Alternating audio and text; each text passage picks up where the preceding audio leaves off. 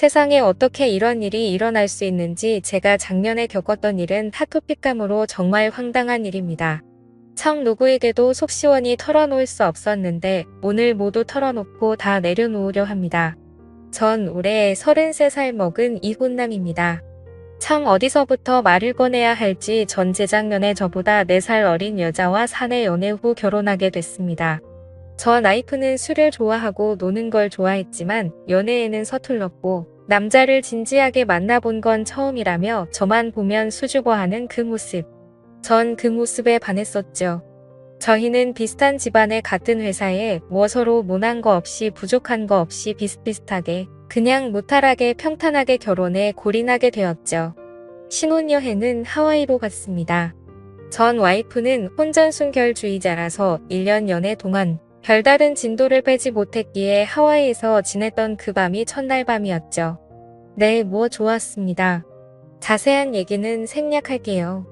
아무튼 그렇게 행복한 시간을 보냈었고 전 술을 잘 못하지만 전 와이프는 타고난 술꾼이었기에 일정 내내 제가 먼저 보라 떨어졌었고 전 와이프는 새벽까지 혼자 술을 마셨는지 아침에 눈을 떠보면 비몽사몽 제 옆에서 잠들어 있었습니다. 그렇게 즐거운 신혼여행을 끝마치고 한국으로 돌아왔고 얼마 지나지 않아서 전 와이프는 임신을 했습니다. 허니문 베이비였던 거죠. 근데 그땐 너무 좋아서 의심할 겨를도 없었지만 생각해보면 아직 아이 기획이 없어서 제가 피임을 했었는데 하나도 의심하지 않고 그냥 마냥 좋아한 제가 미련스럽고 바보 같네요. 전 와이프는 임신하자마자 일을 그만두고 집에서 퇴교를 시작했습니다. 임산부 요가니 임산부 마사지니 아주 여러 방면으로 관리도 받고 뭐 퇴교 여행 그런 것도 가야 한다고 해서 저기 가까운 일본의 오키나와로 퇴교 여행도 떠났었죠. 혼자 벌기 때문에 좀 부담스러웠지만 내 아이를 가진 와이프가 안쓰럽고 또 힘들어하는 모습을 보니 정말 하나도 아깝지 않았습니다. 임신 막달쯤 되었을 땐 예약해뒀던 조리원이 마음에 안 든다며 걸어놓았던 예약금을 다 날리면서까지 무슨 유명하다는 조리원의 특실로 다시 재예약을 하더군요. 비용이 만만치 않았지만 그래도 해줬습니다. 내 아이를 가진 여자니까요. 임신 중에는 뭐가 먹고 싶니 뭐가 하고 싶니 새벽 2시든 3시든 전 와이프가 필요하다는 건 뭐든 다 사다 줬었습니다. 정말 헌신했다는 거 그거 말씀드리고 싶어서 이렇게 길게 주저리 했네요. 지금부터는 편의상 아내라고 친하겠습니다. 이제 본론을 들어가자면 오후 3시쯤인가 아내가 진통을 시작했고 전 아내를 들쳐 업고 병원으로 갔습니다. 저희 집에서도 첫 아이고 와이프 쪽 친정에서도 첫 아이라서 우리 부모님들 그리고 제 동생 장인어른 장모님 그리고 처제까지 온 가족이 다 모여서 아내의 출산을 기다리고 있었죠. 뱃속의 아이가 너무 크고 자궁문도 안 열리고 39주가 되도록 아이가 너무 위쪽에 있어서 의사도 그렇고 제왕절개를 하자고 해서 아내는 제왕절개로 아이를 낳기로 했었죠. 그렇게 아내는 수술실로 들어갔고 얼마 안 지나서 이왕하는 아기 울음소리가 들리길래야 내 아이가 세상에 나왔구나 참 벅차더군요. 근데 한참 지나도 아이 얼굴을 안 보여주길래 뭐지 싶었습니다. 아내는 입원실로 이동하고 다른 가족들은 왜 아이를 안 보여주냐며 병원에서 아우성이고 친구한테 듣기로는 수술실에서 바로 한 번 아기를 보여준다는데 안 보여주길래 저도 뭐지 싶었지만 간호사가 되게 난처해하면서 면회 시간을 볼 수 있다고 그러길래 아 그런가 보다 싶어서 입원실에 간 아내의 손을 꼭 잡아주고 마취가 풀릴 때까지 같이 기다리고 있었죠.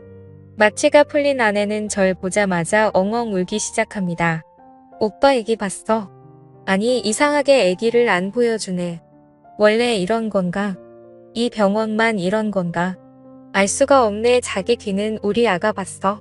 아기를 봤냐고 물어보는데도 아내는 아무 말도 하지 못하고 꼭꼭 울기만 합니다.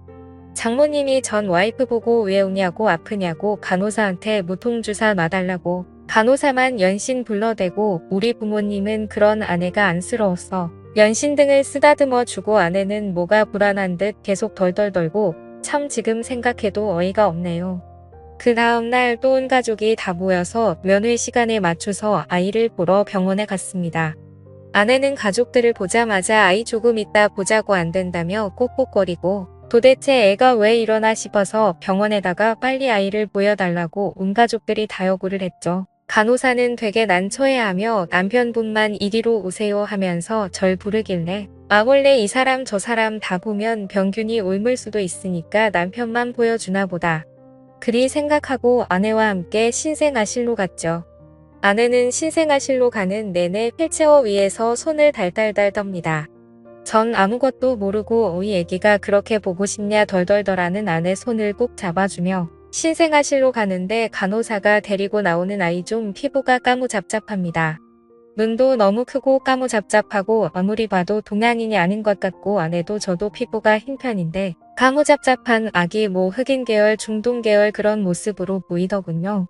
콩 심은데 콩나고 팥 심은데 팥나는 법인데 처음엔 바보같이 선생님 아이가 바뀐 것 같은데 간호사에게 아이가 바뀌었다고 우리 아이를 데려다 달라고 하는데 간호사는 어쩔 줄 몰라 하고 아내는 갑자기 미안하다며 꾹꾹 옵니다. 오빠 미안해 정말 미안해 전 상황 파악이 되질 않았고 멍하니 서서 아기를 바라보다가 그냥 밖으로 나와버렸습니다. 밖에 나와서 연신 줄담배를 피고 참 이게 무슨 일인가 어찌된 일인가 한참을 생각하다가 병실로 들어가는데 병실 앞에서 고성이 오갑니다.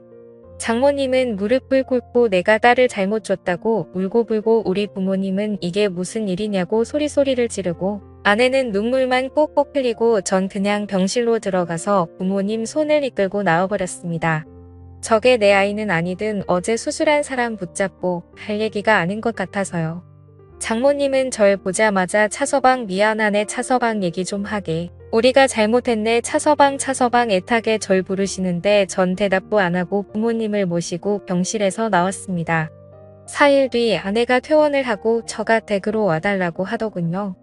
4일 동안 아내가 수백 통의 문자를 보내고 장모님의 수십 통의 전화를 했지만 전 하나도 답하지 않았습니다. 그냥 이혼 서류를 챙겨서 아내의 퇴원 당일 처가 댁으로 향했죠. 그제서야 전 입을 열고 물었습니다. 어찌된 일이냐고 왜 피부색이 저러며 애 눈, 코, 입이 외국인 같냐고. 그러자 아내가 하는 말이 오빠가 신혼 여행 내내 밤 10시도 안 되어서 골아 떨어져서 자길래 자기 혼자서 호텔 바에 내려가서 술 한잔하다 보니 어떤 외국인이 와서 말을 걸었고 자기는 그때 너무 만취된 상태였기에 상황 분간도 못하고 그 남자에게 엎어서 어디 해변가에서 그 남자에게 당했다. 술이 너무 취했었기 때문에 난 그게 꿈인 줄 알고 아무 말도 안 했었는데 애가 태어나 보니 그게 꿈이 아니라 실제 있었던 일이구나. 이제 생각이 났다며 참 말도 안 되는 핑거리를 늘어놓더군요. 장모님은 차서방. 우리 딸도 당한 거네. 자네도 알지 않는가 우리 딸 제대로 된 연애도 한 번 못 해보고 자네한테 바로 시집 가는 거네. 실수지 않는가. 한 번만 용서해주고 아이는 내가 절대 자네 눈에 보이지 않게 잘 숨겨서 키우겠네. 원한다면 외국으로 보내던지 어디 아이 없는 부모들한테 입양을 보내던지 자네가 원하는 대로 해주겠네. 계속 연신 저에게 사정을 하시고 장인어른은 계속 한숨만 쉬시고 그 와중에도 정말 아내가 그 남자에게 당했던 거라면 용서해야 할까. 별의 별 수백 가지 생각이 다 들더군요. 제가 아내에게 첫 남자인 건 맞으니까요. 전 고민해본다고 하고 집으로 돌아왔습니다. 그리고 집에 와서 신혼집에서 컴퓨터를 켜서 이것저것 검색을 해보는데 문득 아내가 의심스러워져서 아내의 네이버 아이디로 로그인을 해봤죠. 참제가 판도라의 상자를 열었더군요. 아내는 네이버 지식인의 처녀 맙수술 그리고 성형 임신 중 친자 확인 해외 입양 등등 참 여러 질문을 올려놨고 그 질문들을 모두 읽어보니 아내에게 제가 첫 남자가 아니라 아내는 수술을 해서 처녀인 척 했었던 거였고 그 남자에게 당했다는 사실을 까맣게 잊고 있었던 것도 아니고 실은 다 알고 있었기에 임신 중에 친자 확인을 할 수 있는지 애를 가족들 몰래 낳을 수 있는지 참 이것저것 말도 안 되는 질문들을 연신 하루에도 두세 개씩 했더군요. 참 지금 생각해보니 당했다는 것도 거짓답습니다. 당했으면 남편인 나한테 말해서 그 남자를 잡을 생각을 했어야지. 전 그냥 두말 안 하고 그 지식인 질문들을 프린트해서 이혼 서류와 함께 아내에게 보냈고 아내는 군말 없이 이혼 서류에 도장을 찍었습니다. 그렇게 저의 짧은 결혼 생활이 끝났고 아내는 지금 무얼 하는지 전혀 소식을 모릅니다. 동기에게 물어보니 육아휴직을 끝내고 퇴사했다고 하더군요. 저도 회사에 이미 소문이 다 난 터라 더 회사를 다니기 민망해서 다른 회사로 이직을 했고, 참 저도 지금은 담담하게 글을 써내리고 있지만 그때 당시에는 술독에 빠져서 매일매일 술만 마시고 그렇게 지냈었네요. 지금은 그냥 아무 감정도 없고 아무렇지 않습니다.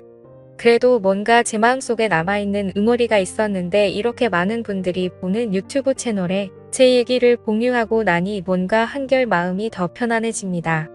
저도 이제 좋은 인연 만나고 싶은데 세상에 아무 여자도 믿을 수 없을 것 같아서 이렇게 평생 혼자 살아야 하나 싶습니다. 긴 글 읽어주셔서 감사합니다.